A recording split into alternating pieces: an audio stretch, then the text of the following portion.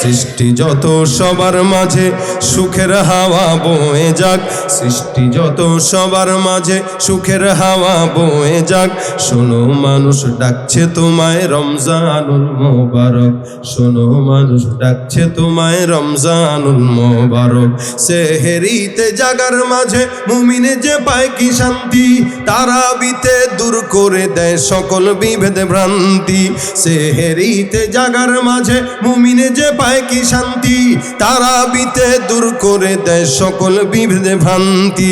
ইফতারিতে সুখ অনাবিল তাহার মাঝে নেই যে ফাঁক, শোনো মানুষ ডাকছে তোমায় রমজানুল মোবারক, শোনো মানুষ ডাকছে তোমায় রমজানুল মোবারক। রহমতে দেয় ভরে দেয় মাগফিরাতের দ্বার খোলা, পাপী যত হও গনত আছো যত পথ ভোলা। রহমতে দেয় ভরে দেয় মাগফিরাতের দ্বার খোলা, পাপী যত হও গনত আছো যত পথ ভোলা। এই সুযোগ আর পাবি না রে জীবনটাকে করতে পাক, এই সুযোগ আর পাবি না রে জীবনটাকে করতে পাক।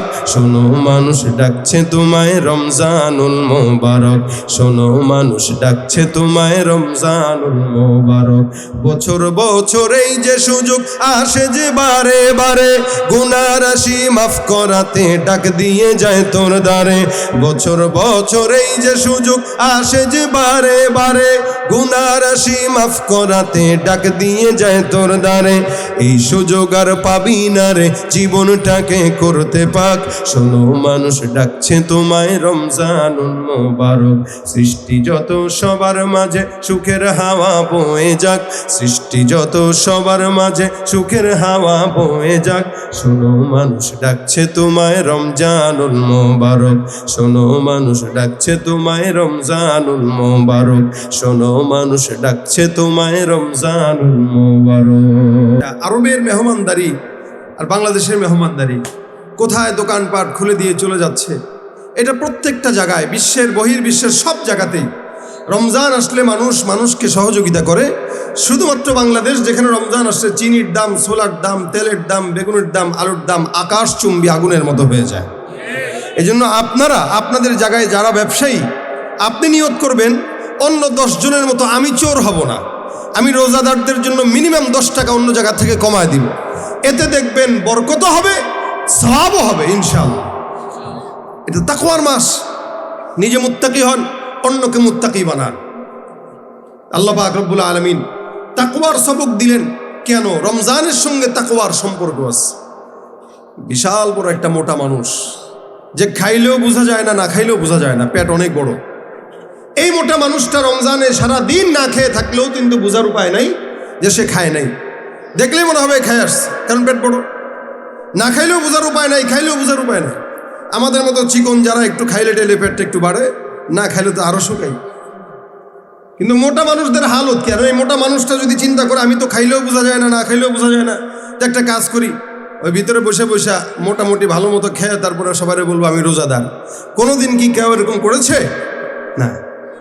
একটা মানুষ গোসলখানায় যেও গোসল করার সময় যদি পানি চায় সে খাইতে পারে কিন্তু খায় না। অজু করার সময় যদি চায় সে পানি খাইতে পারে কিন্তু সে খায় না। এটা রমজান ছাড়া অন্য কোনো সময় হয় না। রমজান মাসে রোজা রেখে কোনো ইমানদার এটা করে না যে গোপনে একটু পানি খায় পেটটা বইরা তারপরে বলি যে রোজা রাখছি। এটা কেউ করে না। বরঞ্চ অজু করার সময় যদি পানি গলা দিয়ে চলেও যায়, বান্দা এসে ইমাম সাহেবের পিছনে দৌড়ায় যে হুজুর রোজাটা কি আছে না গেছে। কেন? লাআল্লাকুম তাত্তাকুন। রমজান মাসটা বান্দাকে মুত্তাকি বানায় দেয়, যার কারণে বান্দা তাকওয়াটাকে অন্তরের মধ্যে নিয়ে আল্লাহর ভয়ের জন্য বান্দা আরেকজনকে জিজ্ঞাসা করে রোজা আছে নাকি গেছে। অথচ এই বান্দাটা যদি পেট ভরে পানিও খায়, খাবারও খায়, বোঝার উপায় নাই, কিন্তু বান্দাটা কোনোদিন এই কাজটা গোপনেও করে না। কারণ বান্দার দিলের মধ্যে থাকে এইটা, আমি যে রোজাদার, আমার অন্তর তো জানে আমি কি পানি খাইলাম কি খাইলাম না। দুনিয়ার কোনো মানুষও যদি না জানে, আসমানের মালিক আল্লাহ জানে আর দেখে যে আমি পানি খেয়েছি কি খাই নাই। এই জন্য রমজানটা বান্দাকে মুত্তাকি হওয়ার সবক দেয়। আল্লাহ পাক রব্বুল আলামিন তাকওয়াবান হওয়ার জন্য আদেশ করলেন রোজা রাখা অবস্থায় এখন থেকেই নিয়ত করব এমন কোনো গুনাহ করব না যেই গুনাহটা রমজানের রোজাকে নষ্ট করে দেয়। যেমন বিশেষ করে আমরা রমজান মাসে অন্য কোনো গুনাহ না করলেও অন্যতম একটা গুনাহ করি, সেটার নাম হলো গীবত। বান্দা রোজা রাখা অবস্থায় চায়ের দোকানে অথবা অন্য কোনো বাজার ঘাটে অথবা মসজিদের মধ্যে বসে বান্দা রোজা রাখা অবস্থায় একে অপরের গীবত করে গুনাহটাকে, ঈমানটাকে আর রোজাটাকে নষ্ট করে দেয়। বান্দার খবরও থাকে না, রোজার মাসে রোজা রাখলে আবার গীবত করে, রমজান মাসে রোজা রাখে মিথ্যাও বলে, রমজান মাসে রোজা রাখে অন্যের সঙ্গে ধোঁকাবাজিও করে। রোজার মাস সারা জিন্দেগি রমজান মাসে যদি রোজা রাখলেন আর যদি গুনাহ থেকে বেঁচে না থাকলেন, রাসূল করিম সাল্লাল্লাহু আলাইহি ওয়াসাল্লাম বলেন, ইমানদার রোজার মাসে কেউ যদি রোজা রাখলো আবার গুনাহ থেকে না বাঁচলো, ওর রোজার আল্লাহর দরবারে 4 আনার কোনো দাম নাই।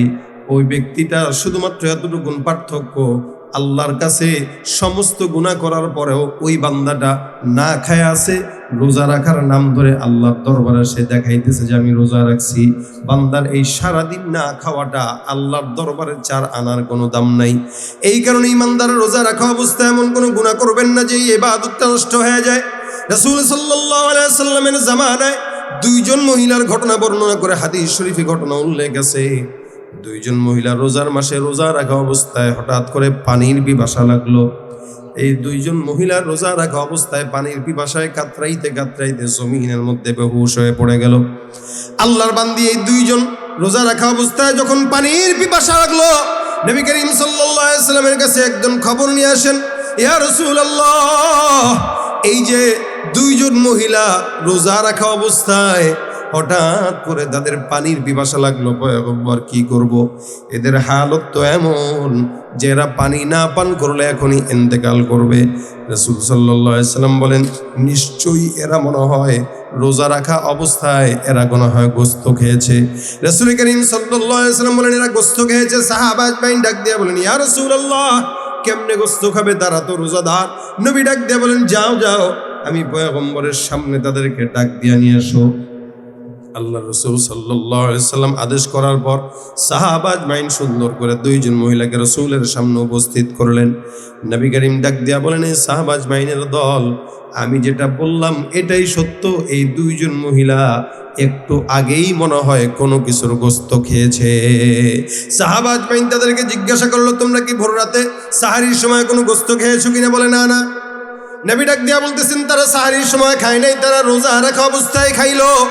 আল্লাহ রাসূল ডাক দিয়া বলেন, সাহাবা আজমাইনের দল, কেমনে তারা রোজা রাখা অবস্থায় গোশত খাইলো জানো? এরা রোজাদার অবস্থায় একজন আরেকজনের সঙ্গে আড্ডাবাজিতে একজনের গীবত করলো। যখন বান্দা গীবত করে আল্লাহ পাক ডাক দিয়া বলেন, আইয়ুহিব্বু আহাদুকুম আইয়াকুলা লাহমা আখিহি মাইতান ফাকারিহতুম ওয়াত্তাকুল্লাহ। আল্লাহ পাক ডাক দিয়া বলেন, তোমরা যখন একে অপরের গীবত করবা, তোমরা কি পছন্দ করো একজন আরেকজন ইমানদারের ভাইয়ের গোশত পান করবা, গোশত খাইবা? কোন ইমানদারের ভাইয়ের গোশত খাইতে পছন্দ করে না। আবার যদি সেটা হয় মরা, তাহলে তো আরোই করবে না। আল্লাহ পাক বলেন, আইয়ুহিব্বু আহাদুকুম আইয়াকুলা লাহমা আখিহি মাইতান ফাকারিহতুম। তোমরা কি পছন্দ করো মৃত ভাইয়ের গোশত খাবা? না না, এটাকে তোমরা খারাপ মনে করো, ঘৃণা করো, অপছন্দ করো। নবী করিম সাল্লাল্লাহু আলাইহি ওয়াসাল্লাম বলেন, এই গীবতটা এত মারাত্মক গুনাহ, সমাজের মধ্যে একটা বান্দা যদি জিনা করে, এই বান্দার জিনার গুনার চাইতেও গীবত নামক গুনাহটার বেশি মারাত্মক। একজন বান্দা জিনা করবে, আল্লাহ পাক যদি তাকে চায় মাফ করে দিতেও পারে, কিন্তু একজন বান্দা যদি গীবত করে, শিকায়াত করে, গীবত মানে কি? আপনি আরেকজনের অগোচরে তার কিছু অবস্থান সম্পর্কে বর্ণনা করা, তার খারাপ কোনো গুণ সম্পর্কে বর্ণনা করা। এলাকার ইমাম সাহেব কি করলো, চেয়ারম্যান কি করলো, মেম্বার কি করলো, অমুক কি করলো, তমুক কি করলো, সারা দুনিয়ার মানুষের সঙ্গে একজন আরেকজনের গীবত কয় কেমনে জানেন নাকি? সুন্দর করে ডাক দেয়া বলবে, বাইরে গীবত হবে, এরপরেও বলতেছি শোন। আছে না নাই? গীবত হইতেছে যদিও, এরপরে বলি শোন ভাই কি করছে জানো? বলে কি কয়, ইমাম সাহেব দেখলাম ওই কোন কার লগে জানি কি কথা কইতেছে, এই কথা কইতেছে খালি এতটুকু দেখছে। আবার আরেকজনকে সে বলতেছে, আরে শুনলাম ইমাম সাহেব নাকি কার লগে নিয়ে ভাইগা গেছে। আরেকজন দৌড় দিয়ে আইসা কয়, হুজুর আছেন নি? আসি তো। ইন্না লিল্লাহ, শুনলাম আপনি নাকি চলে যেতেছেন। কার সাথে? কার সাথে মানে? কয় যে এলাকায় তো এটা ছড়ায় গেছে, আর যত গিবত শেখায় ছড়ায় সব এলাকার চায়ের দোকানগুলোর থেকে ছড়ায়। দেখবেন এই ছোট ছোট চায়ের স্টলগুলোতে রুটি কেনার টাকা না থাকলেও 32 ইঞ্চি টিভি লাগায় রাখছে, যত গিবত শেখায় চায়ের দোকানে বেশি পয়সা।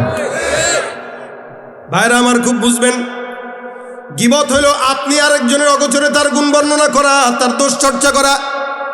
আম্মা জান আয়েশা নবী করিম সাল্লাল্লাহু আলাইহি ওয়াসাল্লামের অন্যতম বিবি সাফিয়ার ব্যাপারে একবার বলেন, ইয়া রাসূলুল্লাহ, সাফিয়া তো একটু দেখতে এমন, আমি তো তার চাইতে একটু সুন্দর, আপনি কেমনে তার পছন্দ করলেন? আম্মা জান আয়েশা রাসূল ডাক দেয়া বলেন, আয়েশা, তুমি সাফিয়ার অগোচরে তার ব্যাপারে এই মন্তব্য করার কারণে তুমি এমন গুনাহ করেছো। তোমার এই গুনাহটাকে যদি সমুদ্রের পানিতেও দেওয়া হয়, সমুদ্রের পানি কালো হয়ে যাবে, তোমার গুনাহের শেষ হবে না। আম্মা জান আয়েশা ডাক দিয়া বলেন, কি বলেন হুজুর? আমি তো তার একটা অবস্থান বর্ণনা করলাম। নবী করিম সাল্লাল্লাহু আলাইহি ওয়াসাল্লাম বলেন, কারো অগোচরে তার এমন কোনো কিছু নিয়ে বর্ণনা করা যেটা সে শুনলে কষ্ট পায়, এটার নাম গীবত। এই গীবতটা জিনার চাইতেও মারাত্মক। রাসূল বলেন, আল গীবাতু আশাদ্দু মিনাজ জিনা। কোন ইমানদার যদি গীবত করে, ওই গীবতের গুনাহটা জিনার চাইতেও মারাত্মক। নাউযুবিল্লাহ। জিনাটা এটা আল্লাহর সঙ্গে একটা গুনাহ করা, জিনাটা একটা সাধারণ একটা গুনাহ। আল্লাহর কাছে যদি মাফ চায়, আল্লাহ পাক মাফ করে দিবে। কিন্তু গীবতের গুনাহটা এটা বান্দার হক নষ্ট করার গুনাহ। কোন ইমানদার যদি কোন ইমানদারের গীবত করে, ওই বান্দা যতক্ষণ পর্যন্ত মাফ না করবে ততক্ষণ আল্লাহ পর্যন্ত মাফ করে না। তার মানে আপনি যদি আমার গীবত করেন, আমার অগোচরে আমার কোন দোষ চর্চা করেন, কিয়ামতের ময়দানে নবী করিম সাল্লাল্লাহু আলাইহি ওয়াসাল্লাম বর্ণনা করেন, একজন বান্দা জান্নাতি হয়ে জান্নাতের দিকে রওনা হয়ে যাবে। বান্দা জান্নাতে ঢুকতে যাবে, পিছন থেকে আরেকজন এসে ডাক দেয়া বলবে, ভাই কোথায় যাও? বান্দা বলবে, জান্নাতের সার্টিফিকেট পেয়ে গেছি, দেরি করার সময় নাই, জান্নাতে ঢুকে যাইতেছি। পিছনের বান্দা ডাক দেয়া বলবে, তোমার সঙ্গে বোঝাপড়া আছে। বান্দা বলবে, কি বোঝাপড়া?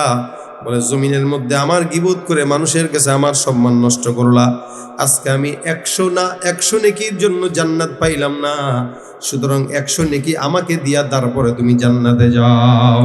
রাসূল সাল্লাল্লাহু আলাইহি ওয়াসাল্লাম ডাক দেয়া বলবেন, নিশ্চিত একটা জান্নাতি বান্দা এই বান্দার যার গীবত করলো, ওই বান্দাকে 100 নেকি দিয়া নিশ্চিত জান্নাতি বান্দা সোজা চলে যাবে জাহান্নামে।